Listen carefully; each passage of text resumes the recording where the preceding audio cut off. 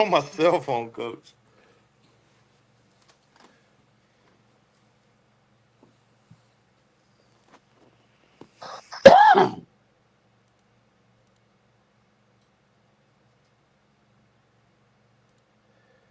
Hey everybody, Big Red Live. I'm your host Josh, coming to you with another high school preview talk show for Week 5. Join with us our coaches Tim McMahon, Coach Tom Harper, and currently on the black screen right here is Coach Josh Coffey with us from Hickory High We just School. had him. Yeah, we just had him, and it looks like we lost him for a second. Oh, Coaches, how are there y'all he doing is. this? How are y'all doing this week, coaches? Doing Doing good, great. thank you. Well, as always, Big Red Live is sponsored by Blue 42, home of the Coach Harper. How do you think them chicken tenders Oh are my again? gosh, if you ask me one more time about them chicken tenders, I love them. They're delicious. I want to go Listen, on record. They're the best I've ever had. There. That's well, got to be. If anybody doesn't go to Blue 42s and try the chicken fingers, they're just crazy. see, we needed validation from Coach Harper because Coach Harper knows food, and I know a lot of people see me and be like, "Well, this guy should know food too." But Coach Matthew, you've obviously tried Blue 42 too. What's your thoughts on that? You talking to me? Yeah, I'm talking to Oh, you. yeah, I like everything about it. I like the food. I like the TVs. And yeah, it's a good place. Everybody ought to go at that place. Yeah. Another one of our sponsors, Countryside Barbecue, really good place to go eat in Marion. Make sure to go check out our sponsors. Tell them the Big Red Crew sent you, as always. Talking about this week, first things first, we're going to talk about our pick and poll contest winners for the scoreboard challenge. Congratulations to Drew Hole for getting the Countryside Barbecue certificate on the scoreboard challenge for correctly, well, getting close on the scoreboard challenge. For our contest winners for the weekly pick and poll, we had an 8-way tie for this week, which is not as big as last week, but still a really massive amount of winners. So we're gonna have to do a quick wheel spin for those people and see Oh, this is so exciting. who's going to be the winner this week. So we're going to see here, and the winner of this week's pick 'em poll is John Kendrick. No, it's going to be Shane McElway. Kind Boy, of you just killed John Kendrick. Nice job there. shattered some hopes and dreams there. He was so excited, then you just let him down. Yeah, unfortunately, Sorry about that's that, John. I know, John. You let hey him down. on the bright side, let's hope he's not a Panthers fan because I'm a Panthers fan and I'm sorely disappointed today. Well, I understand that too. Me Some too. other announcements: the South Caldwell Athletics Hall of Fame induction ceremony will be this Friday night, as they will be honored at halftime for the September 19th football game against TC Roberson. Also, in other news, the Glen Alpine Hall of Fame has announced their 2025 class. They will be doing their induction ceremony in October, with some more information coming on that as soon as we can get some more information. Once again, our special guest tonight is Coach Josh Coffey, and we bring him in to talk about the Hickory Red Tornadoes' victory this past week over Newton Conover.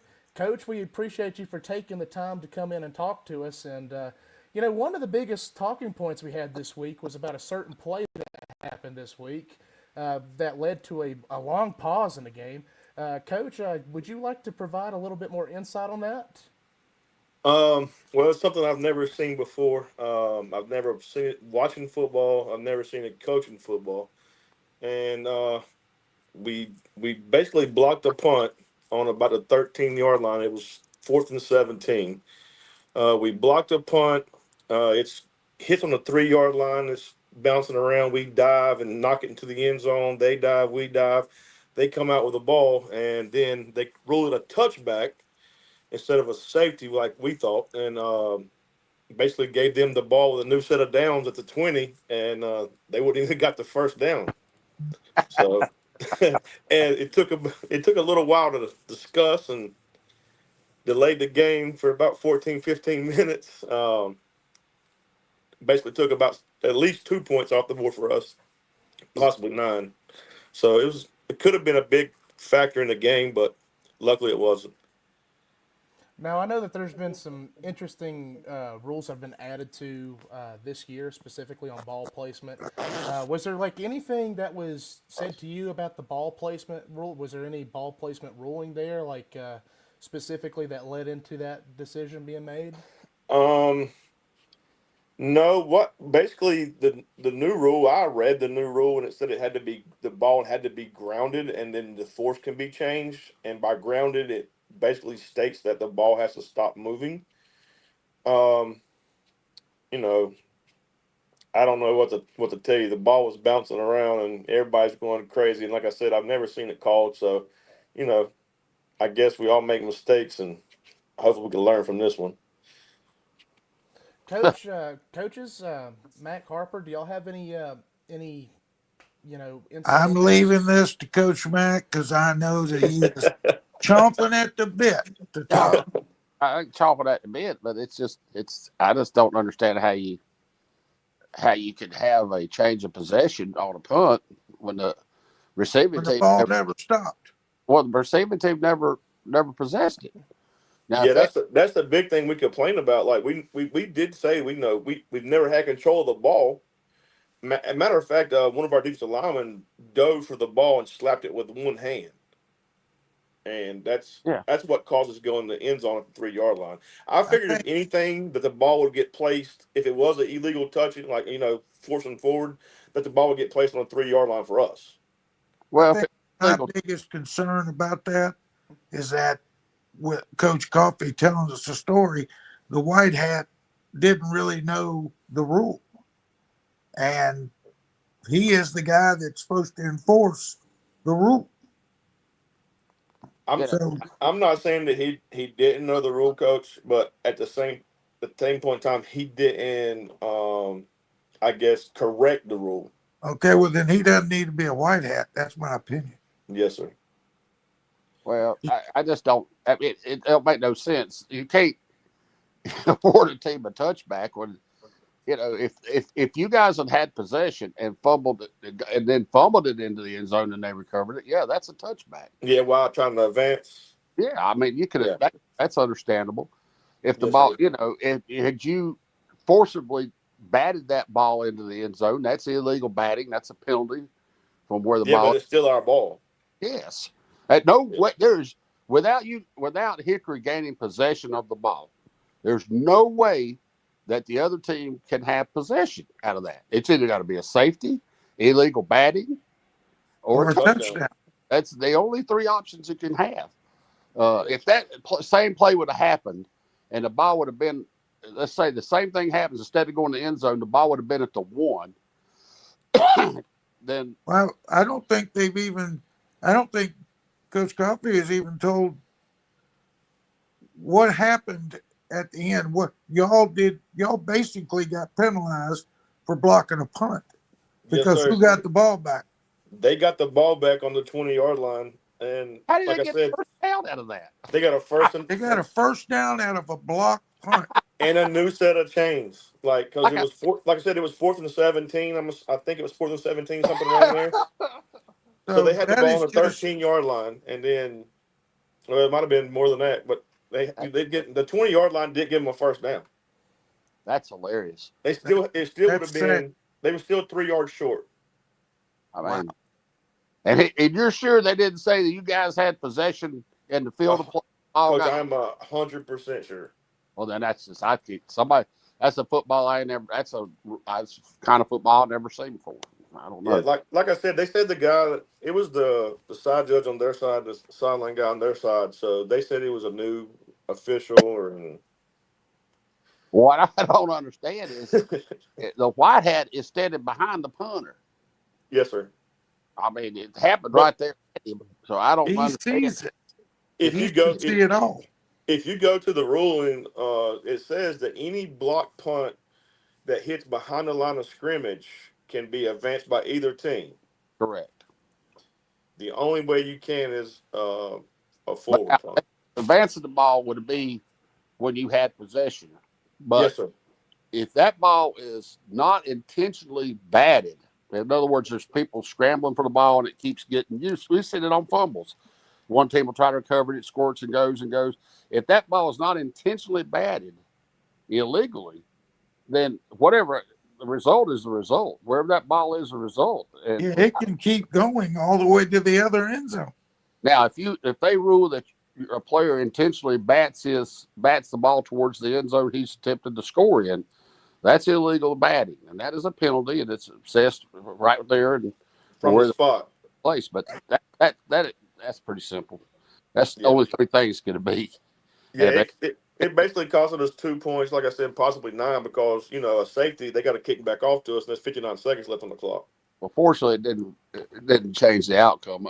Maybe it'll be a good learning tool. I just don't understand how that could get that botched. In no way can you give them possession of the football.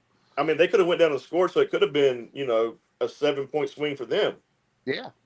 Well, it's a huge. I mean, all kinds of things could happen. I just can't believe. I thought that they didn't even try to make the argument that you guys had possession of the ball. That's what's tripped. No, I never said. What Never did the said. What did the white hat rule as soon as Newton So recovered the it's ball? kind of controversy for me to talk about that because Did he I signal? watched film. I watched film, and he's waving touchback, Oh, and then he talks to the side. He's a side judge. I'm not sure about all that, what they call proper name, but anyway, the guy on their sideline, and then they go and conversate about it, and then they just keep on. Then the back judge, everybody goes and talks about it. Like I said, it was 14, 15 minutes. And they came out at first, and Joe said, "There's no way that can happen. That's not possible." This was after they discussed it probably for about five, and then they came out with saying it was a touchback. It was their ball on a 20, what? and then they went back and discussed it again for at least 10 minutes. Yeah, they should have. And because they actually started walking and putting the ball on our 20-yard line, saying What? that we got the touchback, and I was like, Joe, of course, Coach Glass was like, that's a 100-yard punt. How did that happen? You I know? lost my mind. Oh well, I mean, So it's clear that you can't say this, but it's clear that the white hat was at very best was very confused. oh yeah, I think everyone in the stadium was confused. He was confused. If he signaled touchback to begin with, Yeah, Yeah, but he's the one that's not supposed to be confused. That's no, what bothers me. that was not supposed to be. That's a little scary. well, But I mean, and I don't want to be criticizing referees too much, but that's a You got nothing to lose. no. I didn't got nothing to lose. I just don't want to do it. But Well, if there are any officials, which I know that there are officials that watch this page and tune into this page, I'd love to get a little bit more insight on like the ruling for this specific thing as to why the ball placement was what it was, because I think it was at the beginning of the year at the Burt Jamboree. They noticed that there was like rule changes for ball placement on fumbles and stuff like that. So I'm not sure if that rule particularly applied or if that was just something that was just caused confusion. So if there's any officials that know any of these new rule changes or just the rule changes in general, just the rule, I would love to hear it and be educated and be more insightful on it. Amen. That would yeah, be. me too. right, if it's something I don't know about, something they've changed the rules in the last 50 years, yeah, I'd like to know because Or it would be Well, nice to see that we were validated by what we thought really should have happened. I don't yeah, need no validation for that. If Yes, I'm you do. You need all the help you can get. I don't need no validation. But you can't spot a touchback without I hit. just want to see it come up differently, and maybe it'll really upset you. hey, Well, one thing I wanted to ask Coach Coffee, you guys have been on a roll the past 3 weeks on this big win streak. You're going into the heart of conference play now. How are you guys continuing to keep things rolling over at Hickory for conference play, starting to get into the deeper part of the season? um, I'll just tell you, we're battle tested. Like we play some pretty good schools preseason and all season. Everyone talked about Hickory's done. They graduated all this. They graduated that. Well, I had the luxury of coaching all these kids on JV, and the kids hadn't lost a game since they've been there until the West Charlotte game and now the South Point game. Yeah, So it ain't like it just started. So we knew what we had coming, and we knew it was going to be pretty good, pretty inexperienced, but pretty good. And I'm honestly, I think we get better each week right now. These kids work hard. I'm telling you, they work hard. Coach Glass is one of the best I've seen in the weight room. Our kids are strong. Our practices, if you've never been to one of our practices, you might want to come one day. You'll think you're watching that practice. Yeah, we're so up tempo. Everything's fast. We fly around. Nobody's standing still. And all of our coaches do what they're supposed to do. Like we have certain jobs and we got to do that job. So Absolutely, coach. it's not really a surprise to me. So everybody else maybe. Well, it's just the culture that you guys have built over there at Hickory High School over the past few years, and you guys continue to have some very good success. And I know Coach Glass is tuned in right now, so I wanted to say hey to Coach Joe Glass, and wanted to say you guys have been doing an awesome job down there at Hickory. And Kick him out. He's probably checking, make sure I'm saying the right stuff. You got yeah, your chance here, Coach Coffee. Nah, he's like a brother to me, man. That's the thing about our coaching staff. I don't know if people know this or not, but like we are really truly friends. Like we got 3 a.m. On our shirts, on our hoodies we just got made, and that's been our slogan kind of all year. Can you call him at 3 a.m. and say, hey, I need you to do this? So it's kind of the same thing on the football field. So That's that's me and cool. Joe. Me and Joe's been friends forever. So, Josh, absolutely, Coach. sir. I was going to ask you this. If anybody would know, you would know. Could you tell me the story behind the quarterback transfer from West Charlotte midweek? Man, I don't know. I don't know anything about it. Uh, I try to stay out of the media, coach, during the season. I don't because it's a lot of negativity right now for us anyway, as it is, and it just makes me mad. So I let just our You think, do kids know read about that, it. don't you? You Yes, know sir. about that, I did see that. Yes, sir. because honestly, I'm curious about it too. I don't. Yeah, I don't How know. I heard, how can he do that? How can they transfer midweek to another whole team? I well, mean, we was that's down in another topic of conversation. that area, coaching for a while, and we had the I don't know if I can say names, but we had the kid that ended up playing at Carolina that lived right across the street from the school we went at. His little brother played for us, and he went to Huff. Huh. So Okay. I just don't understand the kids wins a state championship. They're playing great this year. I mean, they never lost to Greenville, but and then just up and leave. That's just, yes, sir. Sounds like he was disagreeing with the coach or something. I don't Plus, know. he might be getting some money. I mean, these kids are making money now, so it's a Yeah. little different from back when I first started coaching and when I played. Yeah. Money talks to these kids now. Well, Coach, You mean tell me you didn't make no money during back at Freedom? No, sir, I had to pay you to make sure they're gonna stay on the team. That's Hey, he had enough cheeseburgers to get paid. I'll tell you that. amen. Double cheeseburgers for life, baby. Yes, I sir. ordinary. well, Josh, I wanted to ask you a quick question. Then Yes, sir. you mentioned earlier about toning out the noise from social media and stuff like that. Hearing all this chatter on social media and seeing the chatter, how do you guys tone that out and help keep your kids focused on toning that stuff out throughout the season? Man, I'm gonna be honest. We use some things for fuel. We see it. We just don't pay any attention because we're kind of in house. Like what goes on at Hickory stays at Hickory. Like I'm not saying bad thing. I'm just saying we don't get on social media a lot and try to talk. Because trust me, I'm a junk talker. Coach Harper can tell you that for I sure sure. can. I just keep my mouth shut because it's kind of nice flying under the radar. Like we had a bullseye on our back for so long. I mean, still do, but it was so hard. Like that's the hardest 2 years I guess of coaching in my career. But you're Uh, never really going to keep social media away from kids. no, they're You going to just see it. need to know how to use it to help them. Yes, sir. That's what we do. We know we got our ways of like showing, hey, look, this is what such and such is saying, or this guy rushed for 500 yards last game. Yeah. Something like that. I mean, I don't know. We just don't let it affect us. I guess what I'm saying. We're just so toned into our offense. We have about 900 plays probably anyway, so it's hard enough to learn everything we have. Defensively, you're looking at a new scheme every week, so you're trying to learn what the other team's running. And that's a big part of our success too. I think is just film. I mean, film is crazy for us. Well, and I think obviously you look at it too with the conference that you guys are in. a lot of people would argue that the conference that you're in this year is one of the best football conferences in the state. Being able to tone out all that noise could be the difference between keeping the kids focused for this week's big matchup compared to having them not so focused for this week's matchup. Yes, sir.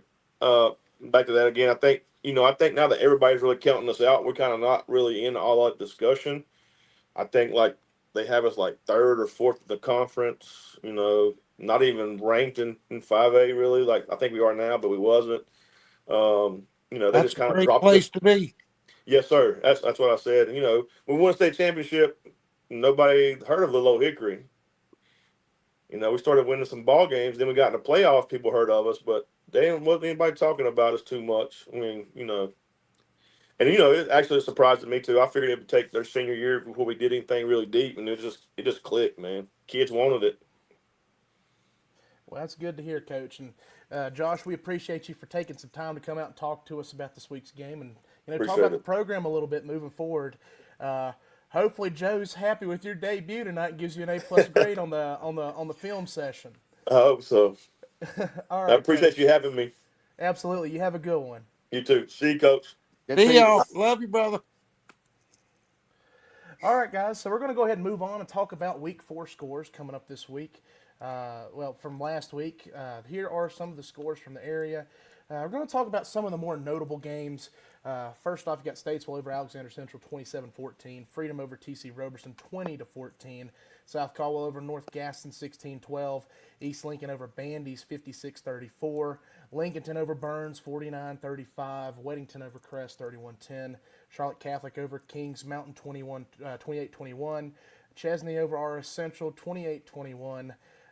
Swain County over Mountain Heritage 16-14. Lincoln Charter over South Lake Christian 28-27. A lot of close games this week, including Inca over Cherokee 27-19. Coaches, obviously, I know some of you have some thoughts on some of these games. What are some of your notable games, notable scores that you've seen from around the area this week? Well, I'll go first. I was a little bit shocked of Weddington beating Crest so bad. 31-10 against a formidable opponent is impressive. So uh, it'll be interesting to see how Crest bounces back. Coach, you got one? Yeah, well, I was that was the one that was really stood out for me because I've seen Crest. I know how kind of athletes they have, what kind of how good a football team. That White team must be a really good bunch as well. Yes, sir. So that was at Crest too. So that was a Wow. they Weddington's been at the top for a while, and it's obviously well deserved. That game surprised me. I thought that Kings Mountain battled Charlotte Catholic really well. I've been impressed with that Kings Mountain team. They haven't won every game, but they opened up with a big win against Shelby. They've been more than competitive, and I think that team, by the end of the season, will make a lot of noise. Those two really surprised me. I tell you another one that I was really impressed with was the West Iredale North Lincoln game. Um, you know, West Iredale has not won a lot of games in a while, and to beat North Lincoln 19-0, again a very impressive win for and a very young coach. Can't remember his name right now, but he's been there for about. He took Sean over Fitzgerald. for Sean state Fitzgerald. Sean, yeah, Fitzgerald. He took over for Matt Wilson when Matt went to Newton Conover, and a lot of people were telling him he wasn't going to. He was taking a job that wasn't going to be very good, and blah blah blah. He has built a lot of camaraderie, a lot of want to in his kids, and it's paying off because North Lincoln went to the third or fourth round of the playoffs last year. Yeah, Um, and another thing to add to that too is West Iredale right now heading into, as most would say, about the heart of conference season. They're heading into the heart of conference season at 4-0 right now. So Very impressive. they're looking like they could potentially make a little bit of noise here in Coach conference play. Fitzgerald has done a heck of a job up there and that staff. he should be very proud of what he's done. Yeah. Coach Mack, you went to see Freedom and TC Roberson. What was your thoughts on Freedom's gritty win at TC? Well, it was a gritty win. They didn't, I think that the speed of the game, the first three opponents, and they fumbled their very first two possessions. I think they just had what used to being tackled for real, honestly. And it was the environment and the speed of the game. It took them a little while to get their footing. The defense played really well though. They came in and stopped those, stopped the Roberson from getting any points on both those turnovers, and that really kind of set the tone. The defense played well all game. They gave up two plays for touchdowns through the air, but other than that, they really did a great job. And Roberson's defense played really well. Freedom struggled at times on offense.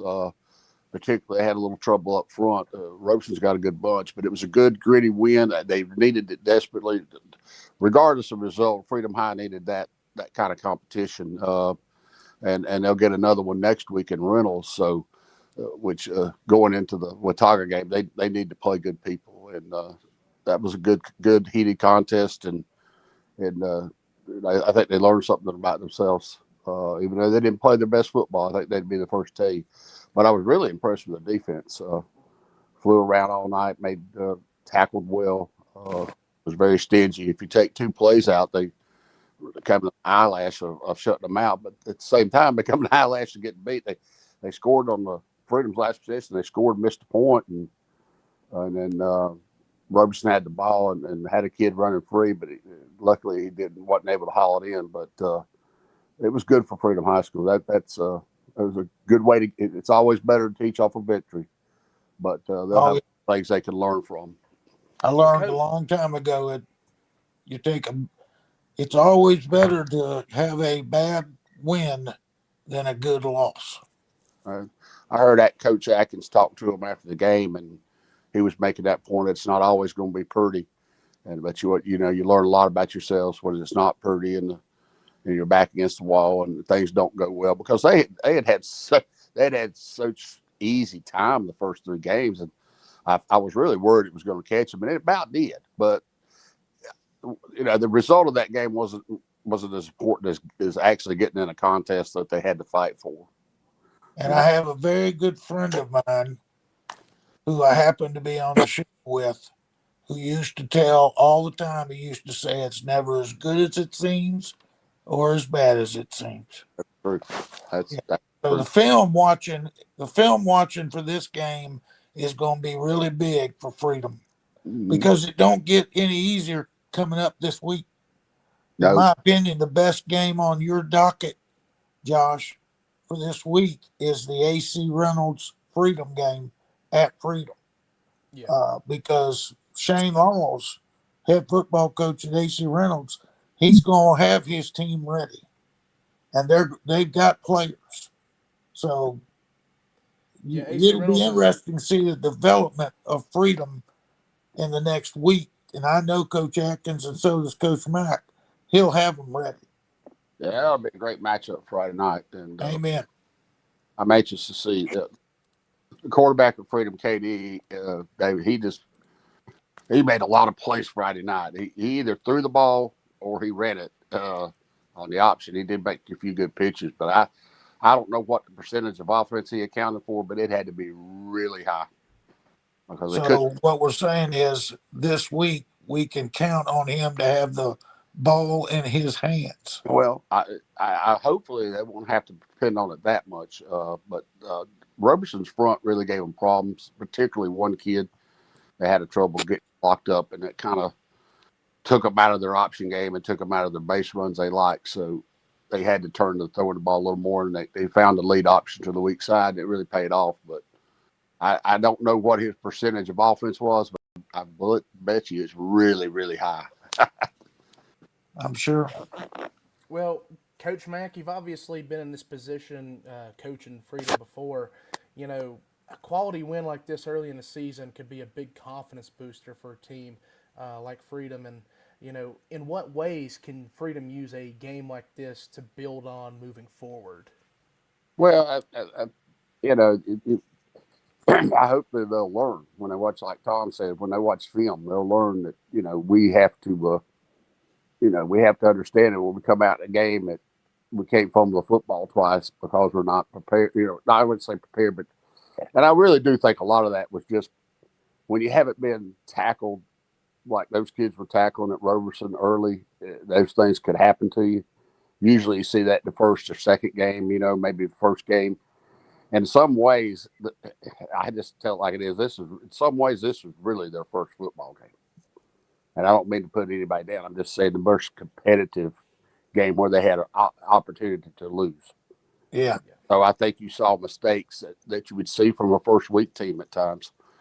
But they fought through. They showed a lot of determination, and so they need to put that in the bank and understand there are going to be other times like that in the season, and you can draw on that. And I was really tickled to see them get to play a really, really, came down to last possession kind of game. It's important for Sounds Absolutely. like they just played really tough, them.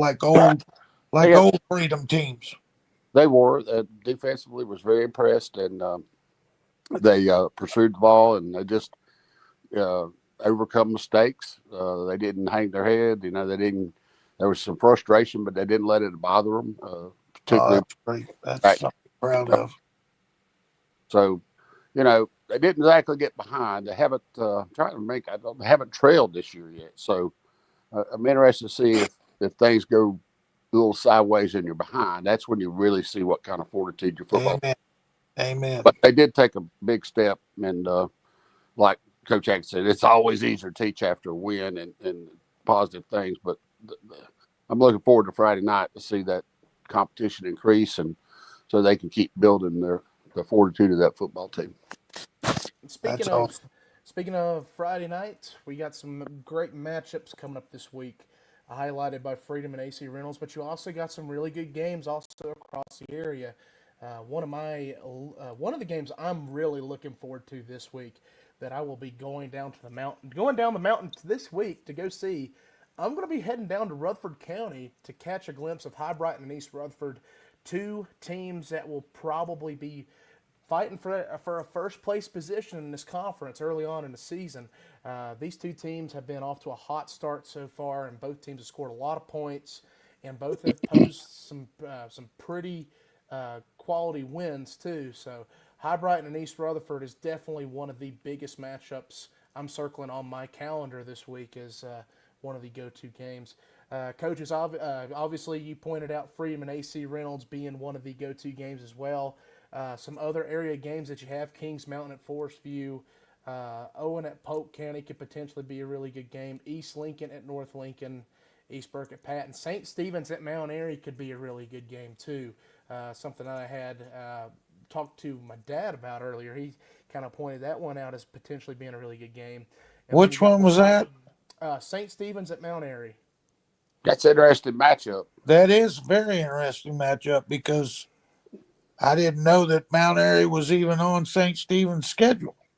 Now they're playing some different people this year. Obviously, so that'd be a huge win for St. Stephen's. Yep, and another one that we got on the schedule that I thought would be a really interesting matchup, Watauga at Irwin is going to be a really good one that I also have circled on my calendar this Friday night. Just there's some really quality games going on in this area, and some games that will have some major conference implications going on this week. Yeah, I like the East Rutherford High Brighton game. I believe, if I'm not mistaken, East Rutherford did they not beat did they beat Asheville or Reynolds the first game of the year? I can't remember. They failed to Asheville 42-36 in a close one, Ash but okay. yeah, they fell at Asheville. But since then, they've been on a tear. They've scored a lot of points, and they look like they're going to be a potent offense. High Brighton obviously opened up the year with a big win over East Wilkes at home, and that kind of was the I would say it was more of a tone setter for so far this season for High Brighton. As High Brighton's posted some quality wins, they got quality wins over East Wilkes and St. Stephen's, and they head into this game. I believe they're undefeated. So you got an undefeated team versus a one-loss team for major conference implications to start off the very first week of conference play. What is Burns's win loss record right now?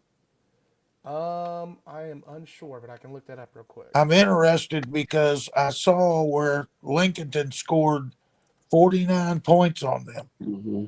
So does Lincolnton play this week? I don't see it on schedule. So Burns is 1-3, and Okay. Uh, Lincolnton is 3-1. Their schedule this week, they will be at East. They'll be at home versus East Gaston. I don't know anything about East Gaston. How good are they? Don't know. I don't either. I I'm know. just curious because, again, we've talked about this before. Lincolnton is a hotbed for football in this area. I mean, Yeah. it Well, they goes way back, and it looks like they're turning the corner a little bit and becoming much more competitive. We'll see as the season goes on, but Yeah, Lincolnton returns a lot of quality players from last year's team that was really good and yes, sat atop the CVAC. So Lincolnton, Jaden Angle and company down there in Lincolnton have done a really good job of really building up that program and Coach making this Angle has done a competitive. really good job. And Lincolnton is a tough win every week, so Yes, they're sir. always going to bring their best. Well, they have two of the best looking inside linebackers you ever want to see. And their quarterback, he's not real big, but he is hard to get a handle on. He is quick on quick and shifty, and he gave Freedom fits in the scrimmage. And they got a good looking bunch. Yes, sir. All right, coaches. Any other thoughts on this week's games? Any other games that you No. think that stand out to you? Looking forward to this weather continuing to have another great Friday night. Amen. Amen. Absolutely, couldn't ask for better weather on Friday night. I know I took the trip down 105, the most scenic view I've seen. A trip down 105 this time of year to go see Avery County and McDowell on Friday night, and some beautiful football weather. On top of that, some gorgeous views on the way there too. Well, I enjoyed So, it. absolutely. So, coaches, any final thoughts before we sign off for tonight? Go out and watch Friday Night Football. It's the best time you'll have right there. Amen. It's a great Absolutely. take the family because you Go can't out, find a more inexpensive place to go. go out and support your local athletes, support your teams, and as always, thank you for watching Big Red Live. We'll catch you next week. See you, everybody. Thank you, Josh.